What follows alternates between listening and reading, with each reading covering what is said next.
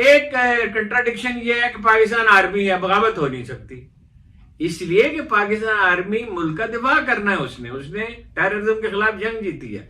कोई सियासतदान होता तो इसे शटर डाउन हो चुका होता, लेकिन सामने पाकिस्तान आर्मी खड़ी है, उसकी सपोर्ट है। वो आर्मी के खिलाफ तो ऐलान बगावत नहीं कोई अपनी कौम कर सकती। आर्मी तो देखिए मुल्क की मुहावत समझी जाती है, लेकिन ये है कि उसने उनकी सरपरस्ती का फैसला किया, और मेरा नहीं ख्याल कि ये फैसला बाकी रहेगा। ये अभी शहबाज शरीफ साहब आ गए, पैसे बनाने से वो बाज नहीं आएंगे, रियाकारी से वो बाज नहीं आएंगे, गलत बयानी वो करेंगे, और रहेगी मोहतरमा। तो अभी मैं मजीद कोई तबसरा नहीं करता, माजी में मैं बहुत बातें कह चुका हूँ। आप देख लेंगे उनकी परफॉर्मेंस, वो करेंगी क्या। उनको कोई दिलचस्पी अवामी बहबूद से नहीं है, कोई दिलचस्पी सच बोलने से नहीं, कोई दिलचस्पी मेरिट से नहीं है। जो कुछ वो करेंगी। नवाज शरीफ साहब समझ गए, अपना दामन बचा के चले गए, और मौलाना फजलुर रहमान भी समझ गए। मौलाना फजलुर रहमान ने कहा अपोजिशन में बैठेंगे, उनके मजलिस शूरा में ये मशवरा दिया।